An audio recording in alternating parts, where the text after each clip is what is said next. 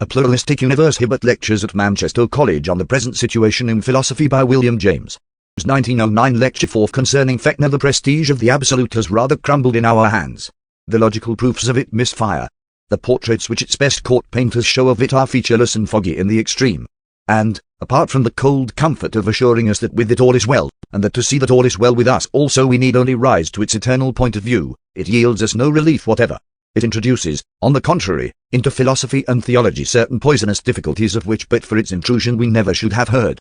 But if we drop the Absolute out of the world, must we then conclude that the world contains nothing better in the way of consciousness than our consciousness? Is our whole instinctive belief in higher presences, our persistent inner turning towards divine companionship, to count for nothing? Is it but the pathetic illusion of beings with incorrigibly social and imaginative minds? Such a negative conclusion would, I believe, be desperately hasty, a sort of pouring out of the child with the bath. Logically it is possible to believe in superhuman beings without identifying them with the Absolute at all. The treaty of offensive and defensive alliance which certain groups of the Christian clergy have recently made with our transcendentalist philosophers seems to me to be based on a well-meaning but baleful mistake. Neither the Jehovah of the Old Testament nor the Heavenly Father of the New has anything in common with the Absolute except that they are all three greater than man. And if you say that the notion of the Absolute is what the gods of Abraham, of David, and of Jesus, after first developing into each other, were inevitably destined to develop into in more reflective and modern minds, I reply that although in certain specifically philosophical minds this may have been the case, in minds more properly to be termed religious the development has followed quite another path. The whole history of evangelical Christianity is there to prove it. I propose in these lectures to plead for that other line of development. To set the doctrine of the Absolute in its proper framework, so that it shall not fill the whole welkin and exclude all alternative possibilities of higher thought as it seems to do for many students who approach it with a limited previous acquaintance with philosophy. I will contrast it with a system which, abstractly considered, seems at first to have much in common with absolutism, but which, when taken concretely and temperamentally, really stands at the opposite pole. I refer to the philosophy of Gustav Theodor Fechner, a writer but little known as yet to English readers, but destined, I am persuaded, to wield more and more influence as time goes on. It is the intense concreteness of Fechner, his fertility of detail, which fills me with an admiration which I should like to make this audience share. Among the philosophic cranks of my acquaintance in the past was a lady all the tenets of whose system I have forgotten except one. Had she been born in the Indian archipelago some 3,000 years ago, that one doctrine would probably have made her name sure of a place in every university curriculum and examination paper. The world, she said, is composed of only two elements, the thick, namely, and the thin. No one can deny the truth of this analysis, as far as it goes, though in the light of our contemporary knowledge of nature it has itself a rather thin sound, and it is nowhere truer than in that part of the world called philosophy. I am sure, for example, that many of you, listening to what poor account I have been able to give of transcendental idealism, have received an impression of its arguments being strangely thin, and of the terms it leaves us with being shiveringly thin wrappings for so thick and burly a world as this. Some of you of course will charge the thinness to my exposition. But thin as that has been, I believe the doctrines reported on to have been thinner. From Green to Haldane the Absolute proposed to us to straighten out the confusions of the thicket of experience in which our life is passed remains a pure abstraction which hardly anyone tries to make a whit concreter. If we open Green, we get nothing but the transcendental ego of apperception, Kant's name for the fact that to be counted in experience a thing has to be witnessed, blown up into a sort of timeless soap bubble large enough to mirror the whole universe. Nature, Green keeps insisting, consists only in relations, and these imply the action of a mind that is eternal, a self-distinguishing consciousness which itself escapes from the relations by which it determines other things. Present to whatever is in succession, it is not in succession itself. If we take the Cades, they tell us little more of the principle of the universe. It is always a return into the identity of the self from the difference of its objects. It separates itself from them and so becomes conscious of them in their separation from one another, while at the same time it binds them together as elements in one higher self-consciousness.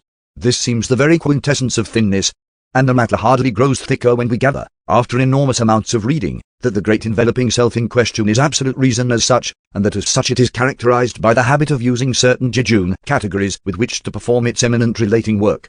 The whole active material of natural fact is tried out, and only the barest intellectualistic formalism remains.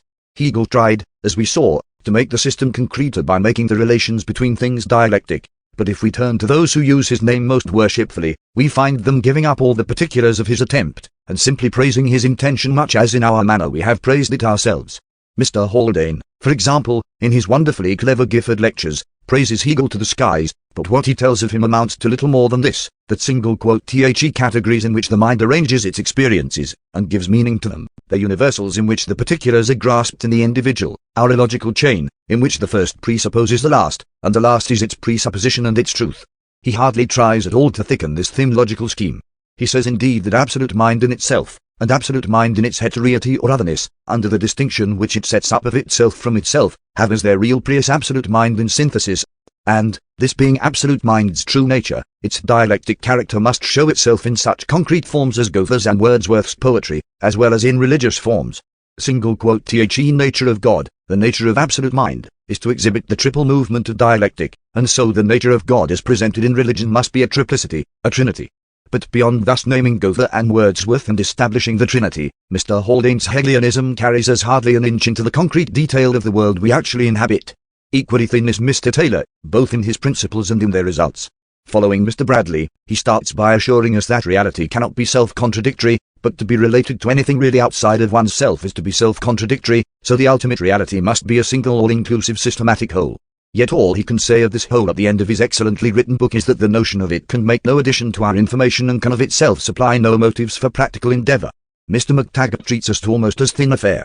Single "the main practical interest of Hegel's philosophy," he says, is to be found in the abstract certainty which the logic gives us that all reality is rational and righteous, even when we cannot see in the least how it is so. Not that it shows us how the facts around us are good, not that it shows us how we can make them better, but that it proves that they, like other reality, are subspecie eternitatis, perfectly good, and subspecie tempores, destined to become perfectly good. Here again, no detail whatever, only the abstract certainty that whatever the detail may prove to be, it will be good. Common non-dialectical men have already this certainty as a result of the generous vital enthusiasm about the universe with which they are born. The peculiarity of transcendental philosophy is its sovereign contempt for merely vital functions like enthusiasm, and its pretension to turn our simple and immediate trusts and faiths into the form of logically mediated certainties, to question which would be absurd. But the whole basis on which Mr. McTaggart's own certainty so solidly rests, settles down into the one nutshell of an assertion into which he puts Hegel's gospel, namely, that in every bit of experience and thought, however finite, the whole of reality, the absolute idea, as Hegel calls it, is implicitly present. This indeed is Hegel's vision, and Hegel thought that the details of his dialectic proved its truth. But disciples who treat the details of the proof as unsatisfactory and yet cling to the vision, are surely, in spite of their pretension to a more rational consciousness, no better than common men with their enthusiasms or deliberately adopted faiths. We have ourselves seen some of the weakness of the monistic proofs. Mr. McTaggart picks plenty of holes of his own in Hegel's logic, and finally concludes that all true philosophy must be mystical, not indeed in its methods but in its final conclusions, which is as much as to say that the rationalistic methods leave us in the lurch, in spite of all their superiority, and that in the end vision and faith must eat them out. But how abstract and thin is here the vision, to say nothing of the faith.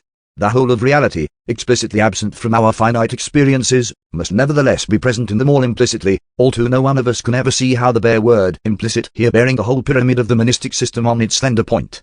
Mr. Joe Chime's monistic system of truth rests on an even slenderer point. I have never doubted, he says, that universal and timeless truth is a single content or significance, one and whole and complete, and he candidly confesses the failure of rationalistic attempts to raise this immediate certainty to the level of reflective knowledge.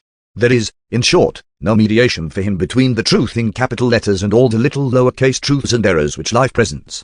The psychological fact that he never has doubted is enough. The whole monistic pyramid, resting on points as thin as these, seems to me to be a Machtspruch, a product of will far more than one of reason. Unity is good, therefore things shall cohere. They shall be one. There shall be categories to make them one, no matter what empirical disjunctions may appear. In Hegel's own writings, this shall be temper is ubiquitous and towering. It overrides verbal and logical resistances alike. Hegel's error, as Professor Royce so well says, lay not in introducing logic into passion, as some people charge, but in conceiving the logic of passion as the only logic. He is thus suggestive, Royce says, but never final. His system as a system has crumbled, but his vital comprehension of our life remains forever. That vital comprehension we have already seen. It is that there is a sense in which real things are not merely their own bare selves, but may vaguely be treated as also their own others, and that ordinary logic, since it denies this, must be overcome. Ordinary logic denies this because it substitutes concepts for real things, and concepts are their own bare selves and nothing else. What Royce calls Hegel's system was Hegel's attempt to make us believe that he was working by concepts and grinding out a higher style of logic, when in reality sensible experiences, hypotheses, and passion furnished him with all his results. What I myself may mean by things being their own others, we shall see in a later lecture. It is now time to take our look at Fechner, whose thickness is a refreshing contrast to the thin, abstract, indigent, and threadbare appearance, the starving, schoolroom aspect, which the speculations of most of our absolutist philosophers present. There is something really weird and uncanny in the contrast between the abstract pretensions of rationalism and what rationalistic methods concretely can do.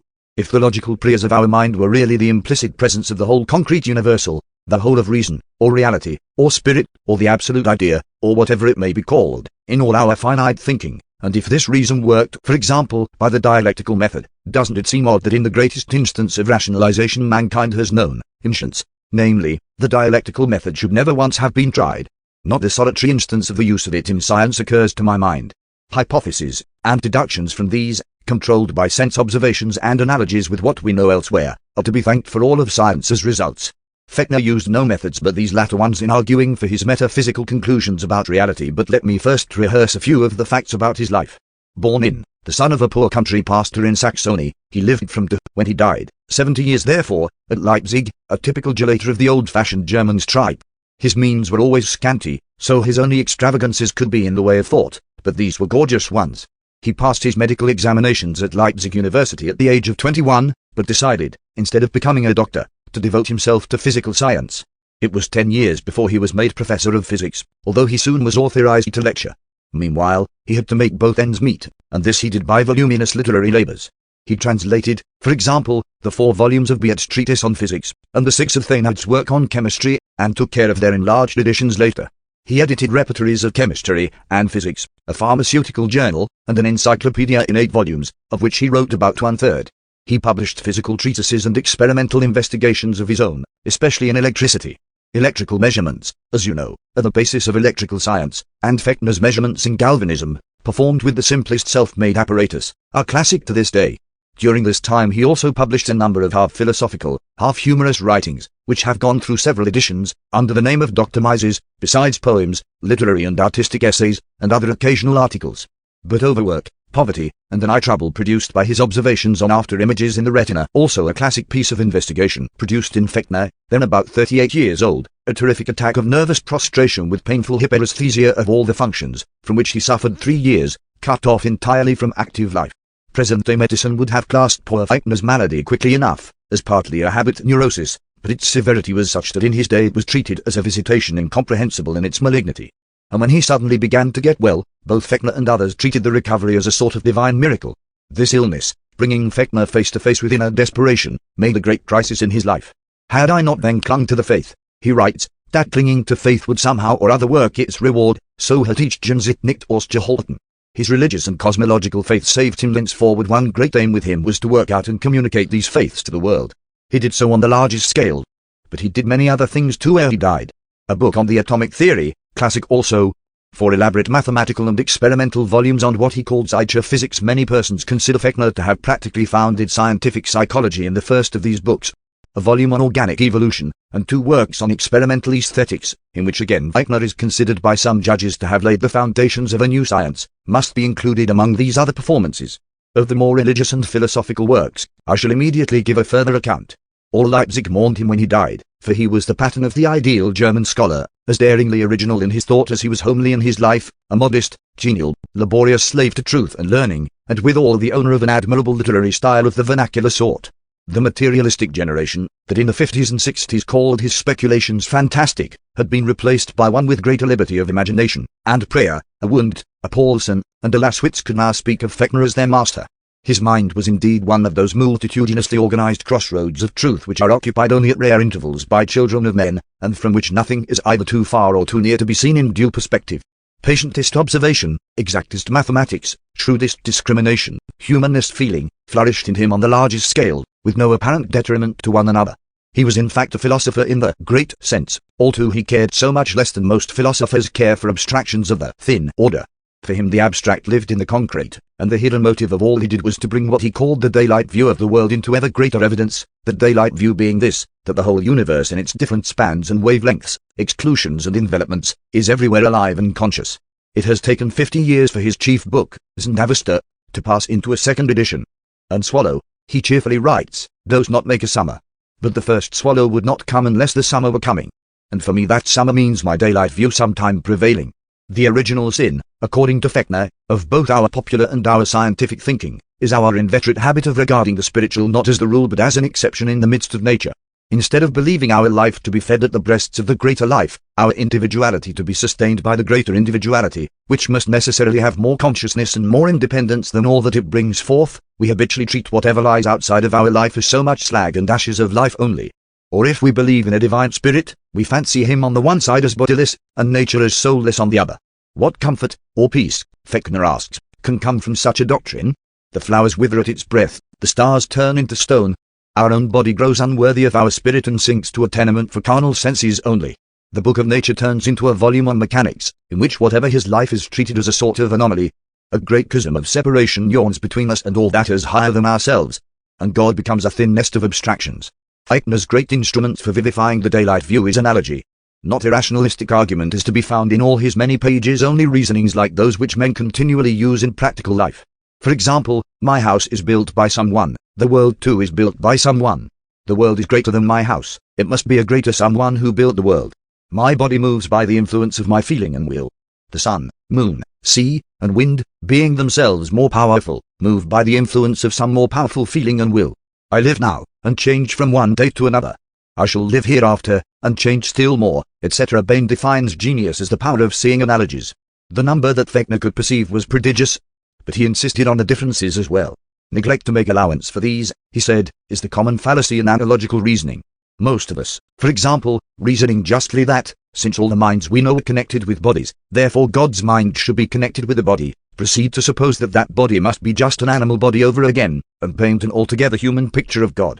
But all that the analogy comports is a body. The particular features of our body are adaptations to a habitat so different from God's that if God have a physical body at all, it must be utterly different from ours in structure. Throughout his writings Fechner makes difference and analogy walk abreast, and by his extraordinary power of noticing both, he converts what would ordinarily pass for objections to his conclusions into factors of their support. The Vesta orders of mind go with the Vesta orders of body. The entire earth on which we live must have, according to Fechner, its own collective consciousness. So must each sun, moon, and planet. So must the whole solar system have its own wider consciousness, in which the consciousness of our earth plays one part. So has the entire starry system as such its consciousness. And if that starry system be not the sum of all that is, materially considered, then that whole system, along with whatever else may be, is the body of that absolutely totalized consciousness of the universe to which men give the name of God. Speculatively Fechner is thus a monist in his theology. But there is room in his universe for every grade of spiritual being between man and the final all-inclusive God. And in suggesting what the positive content of all this superhumanity may be, he hardly lets his imagination fly beyond simple spirits of the planetary order. The earth soul he passionately believes in. He treats the earth as our special human guardian angel. We can pray to the earth as men pray to their saints. But I think that in his system, as in so many of the actual historic theologies, the supreme God marks only a sort of limit of enclosure of the worlds above man. He is left thin and abstract in his majesty, men preferring to carry on their personal transactions with the many less remote and abstract messengers and mediators whom the divine order provides. I shall ask later whether the abstractly monistic turn which Fechner's speculations took was necessitated by logic. I believe it not to have been required. Meanwhile let me lead you a little more into the detail of his thought. Inevitably one does him miserable injustice by summarizing and abridging him. For all too the type of reasoning he employs is almost childlike for simplicity, and his bare conclusions can be written on a single page. The power of the man is due altogether to the profuseness of his concrete imagination, to the multitude of the points which he considers successively, to the cumulative effect of his learning, of his thoroughness, and of the ingenuity of his detail, to his admirably homely style, to the sincerity with which his pages glow, and finally to the impression he gives of a man who doesn't live at second hand, but who sees, who in fact speaks as one having authority, and not as if he were one of the common herd of professorial philosophic scribes. Abstractly set down, his most important conclusion for my purpose in these lectures is that the constitution of the world is identical throughout. In ourselves, visual consciousness goes with our eyes, tactile consciousness with our skin. But all too neither skin nor eye knows aught of the sensations of the other. They come together and figure in some sort of relation and combination in the more inclusive consciousness which each of us names his self. Quite similarly, then, says Fechner, we must suppose that my consciousness of myself and yours of yourself, all too in their immediacy they keep separate and know nothing of each other, are yet known and used together in a higher consciousness, that of the human race, say, into which they enter as constituent parts. Similarly, the whole human and animal kingdoms come together as conditions of a consciousness of still wider scope. This combines in the soul of the earth with the consciousness of the vegetable kingdom, which in turn contributes its share of experience to that of the whole solar system, and so on from synthesis to synthesis and height to height, till an absolutely universal consciousness is reached. A vast analogical series, in which the basis of the analogy consists of facts directly observable in ourselves. The supposition of an earth consciousness meets a strong instinctive prejudice which Fechner ingeniously tries to overcome. Man's mind is the highest consciousness upon the earth. We think the earth itself being in all ways man's inferior. How should its consciousness, if it have one, be superior to his? What are the marks of superiority which we are tempted to use here? If we look more carefully into them, Fechner points out that the earth possesses each and all of them more perfectly than we. He considers in detail the points of difference between us, and shows them all to make for the earth's higher rank. I will touch on only a few of these points. One of them of course is independence of other external beings. External to the earth are only the other heavenly bodies. All the things on which we externally depend for life, air, water, plant and animal food, fellow men, etc. are included in her as her constituent parts. She is self-sufficing in a million respects in which we are not so. We depend on her for almost everything, she on us for but a small portion of her history. She swings us in her orbit from winter to summer and revolves us from day into night and from night into day. Complexity and unity is another sign of superiority. The total Earth's complexity far exceeds that of any organism, for she includes all our organisms in herself, along with an infinite number of things that our organisms fail to include. Yet how simple and massive are the phases of her own proper life. As the total bearing of any animal is sedate and tranquil compared with the agitation of its blood corpuscles, so is the earth a sedate and tranquil being compared with the animals whom she supports. To develop from within, instead of being fashioned from without, is also counted as something superior in men's eyes. An egg is a higher style of being than a piece of clay which an external modeler makes into the image of a bird. Well, the earth's history develops from within. It is like that of a wonderful egg which the sun's heat, like that of a mother hen, has stimulated to its cycles of evolutionary change. Individuality of type, and difference from other beings of its type, is another mark of rank. The earth differs from every other planet, and as a class planetary beings are extraordinarily distinct from other beings. Long ago the earth was called an animal, but a planet is a higher class of being than either man or animal. Not only quantitatively greater, like a vaster and more awkward whale or elephant, but a being whose enormous size requires an altogether different plan of life. Our animal organization comes from our inferiority. Our need of moving to and fro, of stretching our limbs and bending our bodies, shows only our defect. What are our legs but crutches, by means of which, with restless efforts, we go hunting after the things we have not inside of ourselves? But the earth is no such cripple. Why should she who already possesses within herself the things we so painfully pursue, have limbs analogous to ours? Shall she mimic a small part of herself? What need has she of arms, with nothing to reach for? Of a neck, with no head to carry?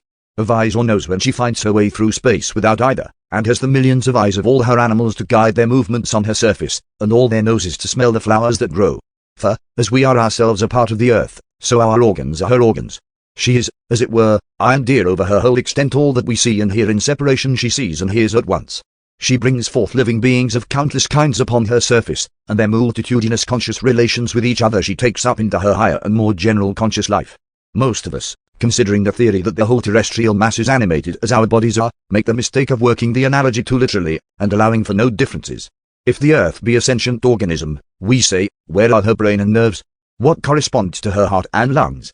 In other words, we expect functions which she already performs through us, to be performed outside of us again, and in just the same way. But we see perfectly well how the earth performs some of these functions in a way unlike our way. If you speak of circulation, what need has she of a heart when the sun keeps all the showers of rain that fall upon her and all the springs and brooks and rivers that irrigate her, going?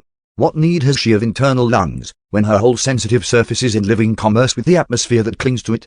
The organ that gives us most trouble is the brain. All the consciousness we directly know seems tied to brains. Can there be consciousness, we ask, where there is no brain? But our brain, which primarily serves to correlate our muscular reactions with the external objects on which we depend, performs a function which the earth performs in an entirely different way. She has no proper muscles or limbs of her own, and the only objects external to her are the other stars. To these her whole mass reacts by most exquisite alterations in its total gait, and by still more exquisite vibratory responses in its substance. Her ocean reflects the lights of heaven as in a mighty mirror, her atmosphere refracts them like a monstrous lens, the clouds and snowfields combine them into white, the woods and flowers disperse them into colors. Polarization, interference, absorption, awaken sensibilities in matter of which our senses are too coarse to take any note. For these cosmic relations of hers, then, she no more needs a special brain than she needs eyes or ears. Our brains do indeed unify and correlate innumerable functions. Our eyes know nothing of sound, our ears nothing of light, but, having brains, we can feel sound and light together, and compare them. We account for this by the fibers which in the brain connect the optical with the acoustic center, but just how these fibers bring together not only the sensations, but the centers, we fail to see. But if fibers are indeed all that is needed to do that trick, has not the earth pathways, by which you and I are physically continuous, more than enough to do for our two minds what the brain fibers do for the sounds and sights in a single mind? Must every higher means of unification between things be a literal brain fiber, and go by that name? Cannot the earth mind know otherwise the contents of our minds together? Eichner's imagination, insisting on the differences as well as on the resemblances, thus tries to make our picture of the whole earth's life more concrete. He revels in the thought of its perfections. To carry her precious freight through the hours and seasons, what form could be more excellent than hers, being as it is horse, wheels, and wagon all in one? Think of her beauty, a shining ball, sky blue and sunlit over one half, the other bathed in starry night, reflecting the heavens from all her waters, myriads of lights and shadows in the folds of her mountains and windings of her valleys. She would be a spectacle of rainbow glory, could one only see her from afar as we see parts of her from her own mountain tops. Every quality of landscape that has a name would then be visible in her at once, all that is delicate or graceful, all that is quiet, or wild, or romantic, or desolate, or cheerful, or luxuriant, or fresh. That landscape is her face, a peopled landscape, too, for men's eyes would appear in it like diamonds among the dewdrops. Green would be the dominant color, but the blue atmosphere and the clouds would enfold her as a bride is shrouded in her veil, a veil of vapory transparent folds of which the earth, through her ministers the winds, never tires of laying and folding about herself anew. Every element has its own living denizens. Come the celestial ocean of ether, whose waves are light, in which the earth herself floats, not have hers, higher by as much as their element is higher, swimming without fins, flying without wings, moving, immense and tranquil, as by a half-spiritual force through the half-spiritual sea which they inhabit, rejoicing in the exchange of luminous influence with one another, following the slightest pull of one another's attraction, and harbouring, each of them, an inexhaustible inward wealth. Men have always made fables about angels, dwelling in the light, needing no earthly food or drink, messengers between ourselves and God. Here are actually existent beings, dwelling in the light and moving through the sky, needing neither food nor drink, intermediaries between God and us, obeying his commands. So, if the heavens really are the home of angels, the heavenly bodies must be those very angels, for other creatures there are none. Yes, the earth is our great common guardian angel, who watches over all our interests combined. In a striking page, Eichner relates one of his moments of direct vision of this truth. On a certain spring morning I went out to walk. The fields were green, the birds sang, the dew glistened, the smoke was rising, here and there a man appeared. A light as of transfiguration lay on all things. It was only a little bit of the earth. It was only one moment of her existence. And yet as my look embraced her more and more, it seemed to me not only so beautiful an idea, but so true and clear a fact, that she is an angel so rich and fresh and flower-like, and yet going her round in the skies so firmly and so at one with herself, turning her whole living face to heaven, and carrying me along with her into that heaven, that I asked myself how the opinions of men could ever have so spun themselves away from life so far as to deem the earth only a dry clod, and to seek for angels above it or about it in the emptiness of the sky, only to find them nowhere. But such an experience as this passes for fantastic. The earth is a globular body, and what more she may be, one can't find in mineralogical cabinets. Where there is no vision the people perish. Few professorial philosophers have any vision. Eichner had vision, and that is why one can read him over and over again, and each time bring away a fresh sense of reality. His earliest book was a vision of what the inner life of plants may be like. He called it Nana. In the development of animals the nervous system is the central fact. Plants develop centrifugally, spread their organs abroad. For that reason people suppose that they can have no consciousness, for they lack the unity which the central nervous system provides. But the plant's consciousness may be of another type, being connected with other structures. Violins and pianos give out sounds because they have strings. Does it follow that nothing but strings can give out sound? How then about flutes and organ pipes? Of course their sounds are of a different quality, and so may the consciousness of plants be of a quality correlated exclusively with the kind of organization that they possess. Nutrition, respiration, propagation take place in them without nerves.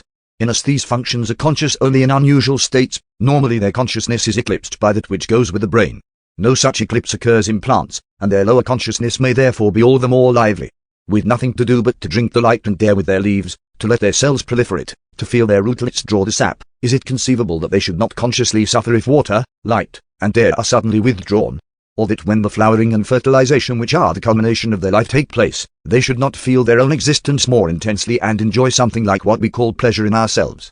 Does the water lily, rocking in her triple bath of water, air, and light, relish in no wise her own beauty?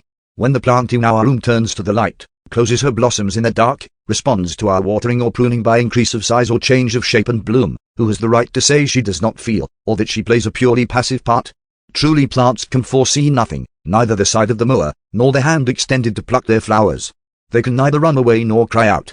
But this only proves how different their modes of feeling life must be from those of animals that live by eyes and ears and locomotive organs. It does not prove that they have no mode of feeling life at all. How scanty and scattered would sensation be on our globe, if the feeling life of plants were blotted from existence? Solitary would consciousness move through the woods in the shape of some deer or other quadruped, or fly about the flowers in that of some insect, but can we really suppose that the nature through which God's breath blows is such a barren wilderness as this? I have probably by this time said enough to acquaint those of you who have never seen these metaphysical writings of Fechner with their more general characteristics, and I hope that some of you may now feel like reading them yourselves. The special thought of Fechner's with which in these lectures I have most practical concern, is his belief that the more inclusive forms of consciousness are in part constituted by the more limited forms. Not that they are the mere sum of the more limited forms.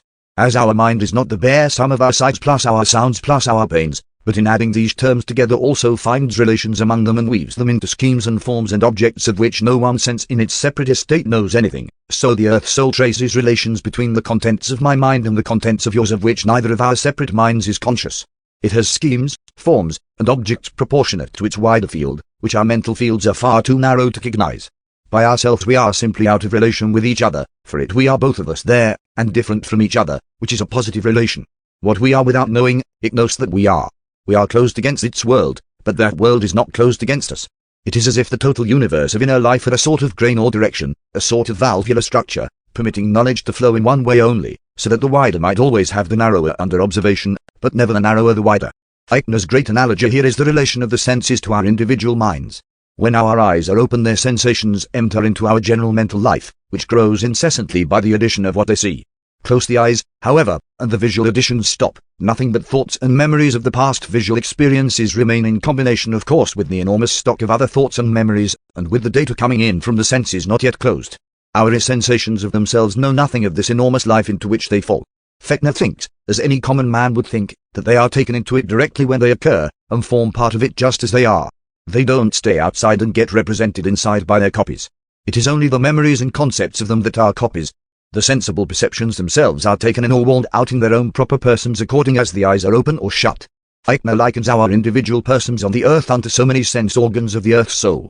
We add to its perceptive life so long as our own life lasts. It absorbs our perceptions, just as they occur, into its larger sphere of knowledge, and combines them with the other data there. When one of us dies, it is as if an eye of the world were closed, for all perceptive contributions from that particular quarter cease. But the memories and conceptual relations that have spun themselves round the perceptions of that person remain in the larger earth life as distinct as ever, and form new relations and grow and develop throughout all the future, in the same way in which our own distinct objects of thought, once stored in memory, form new relations and develop throughout our whole finite life. This is Fechner's theory of immortality, first published in the Little Buchelin des Lebens nach dem Tod, and re-edited in greatly improved shape in the last volume of his Zendavesta. We rise upon the earth as wavelets rise upon the ocean. We grow out of her soil as leaves grow from a tree. The wavelets catch the sunbeams separately, the leaves stir when the branches do not move. They realize their own events apart, just as in our own consciousness, when anything becomes emphatic, the background fades from observation. Yet the event works back upon the background, as the wavelet works upon the waves, or as the leaf's movements work upon the sap inside the branch. The whole sea and the whole tree are registers of what has happened, and are different for the waves and the leaf's action having occurred. A grafted twig may modify its stock to the roots, so our outlived private experiences, impressed on the whole earth mind as memories, lead the immortal life of ideas there, and become parts of the great system, fully distinguished from one another, just as we ourselves when alive were distinct, realizing themselves no longer isolatedly, but along with one another as so many partial systems, entering thus into new combinations, being affected by the perceptive experiences of those living then, and affecting the living in their turn, although they are so seldom recognized by living men to do so. If you imagine that this entrance after the death of the body into a common life of higher type means a merging and loss of our distinct personality, Fechner asks you whether a visual sensation of our own exists in any sense less for itself or less distinctly, when it enters into our higher relational consciousness and is there distinguished and defined. But here I must stop my reporting and send you to his volumes. Thus is the universe alive, according to this philosopher. I think you will admit that he makes it more thickly alive than do the other philosophers who, following rationalistic methods solely, gain the same results, but only in the thinnest outlines. Both Fechner and Professor Royce, for example, believe ultimately in one all-inclusive mind. Both believe that we, just as we stand here, are constituent parts of that mind. No other content has it than us, with all the other creatures like or unlike us, and the relations which it finds between us. Our eaches, collected into one, are substantively identical with its all, Do the all is perfect while no each is perfect, so that we have to admit that new qualities as well as unperceived relations accrue from the collective form. It is thus superior to the distributive form. But having reached this result, Royce, to his treatment of the subject on its moral side, seems to me infinitely richer and thicker than that of any other contemporary idealistic philosopher, leaves us very much to our own devices. Fechner, on the contrary, tries to trace the superiorities due to the more collective form in as much detail as he can. He marks the various intermediary stages and halting places of collectivity, as we are to our separate senses, so is the earth to us, so is the solar system to the earth, etc. And if, in order to escape an infinitely long summation, he posits a complete God as the all-container and leaves him about as indefinite in feature as the idealists leave their absolute, he yet provides us with a very definite gate of approach to him in the shape of the earth soul, through which in the nature of things we must first make connection with all the more enveloping superhuman realms, and with which our more immediate religious commerce at any rate has to be carried on. Ordinary monistic idealism leaves everything intermediary out. It recognizes only the extremes, as if, after the first rude face of the phenomenal world in all its particularity, nothing but the supreme in all its perfection could be found. First, you and I, just as we are in this room, and the moment we get below that surface, the unutterable absolute itself. Doesn't this show a singularly indigent imagination? Isn't this brave universe made on a richer pattern, with room in it for a long hierarchy of beings? Materialistic science makes it infinitely richer in terms, with its molecules, and ether, and electrons, and what not. Absolute idealism, thinking of reality only under intellectual forms, knows not what to do with bodies of any grade, and can make no use of any sideshow physical analogy or correspondence. The resultant thinness is startling when compared with the thickness and articulation of such a universe as Fechner paints. May not satisfaction with the rationalistic absolute as the alpha and omega, and treatment of it in all its abstraction as an adequate religious object, argue a certain native poverty of mental demand? Things reveal themselves soonest to those who most passionately want them, for our need sharpens our wit. To a mind content with little, the much in the universe may always remain hid. To be candid, one of my reasons for saying so much about Fechner has been to make the thinness of our current transcendentalism appear more evident by an effect of contrast. Scholasticism ran thick. Hegel himself ran thick. But English and American transcendentalisms run thin. If philosophy is more a matter of passionate vision than of logic, and I believe it is, logic only finding reasons for the vision afterwards, must not such thinness come either from the vision being defective in the disciples, or from their passion, matched with Fechner's or with Hegel's own passion, being as moonlight unto sunlight or as water unto wine? But I have also a much deeper reason for making Fechner a part of my text.